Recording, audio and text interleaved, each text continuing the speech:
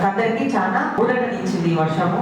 కానీ కొన్ని చోట్ల చాలా విపత్తులు జరుగుతూ ఉన్నాయి. కాబట్టి ఇంకా 2-3 రోజుల్లో కూడా ఇంకా వర్షం ఉంది రాబోయే కాలంలో కూడా అని చెప్తా ఉన్నాను, 2-3 రోజులు.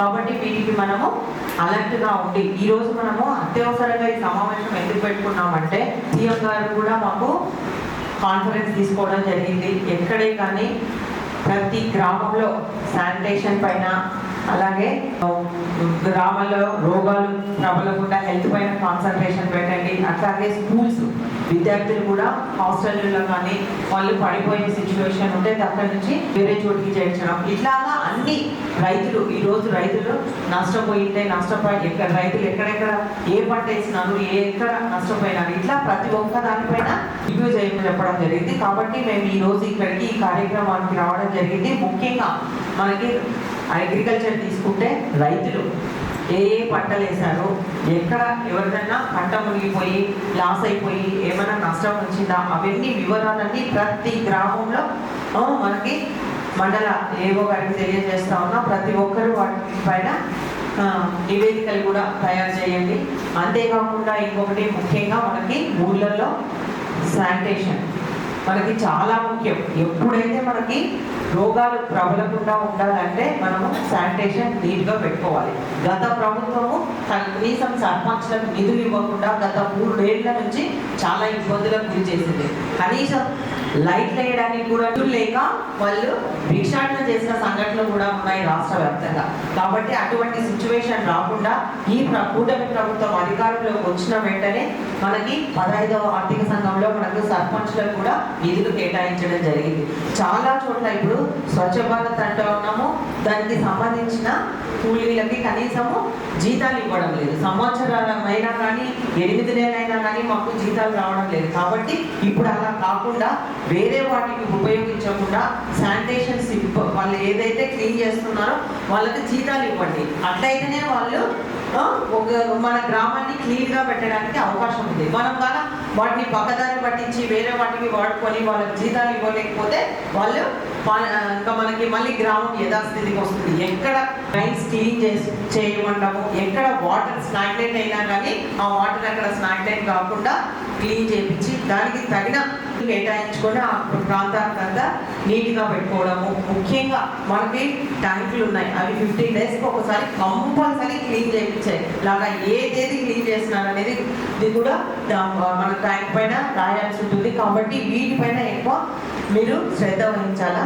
అంతేకాకుండా ఇంకా లైట్లు కూడా ఎక్కడెక్కడ లైట్లు వెలగడం లేదు, ఆ లైట్లకు కూడా ప్రతి ఒక్క చోట ఇప్పుడు ఎందుకంటే వర్షాకాలం పాములు తేళ్ళు ఇట్లా బయటికి వచ్చే అవకాశం ఉంది. కాబట్టి లైట్లు కూడా ప్రతి ఒక్క చోట లైట్లు వెలిగేలాగా కూడా మీరు చూసుకోండి. అంతేకాకుండా మీకు ఇవి గ్రామాల్లో ఎందుకంటే పంచాయతీ సెక్రటరీలు అందుబాటులో ఉంటారు. ఏ గ్రామాల్లో పంచాయతీ సెక్రటరీ ఏ ప్రాబ్లం ఉన్నా ఎండిఓ గారికి దృష్టికి తీసుకురండి. ఇంకా ఎక్కువ ప్రాబ్లం ఉంటే కూడా మా దృష్టికి కూడా తీసుకురమ్మని కూడా మీకు తెలియజేస్తా ఉన్నా.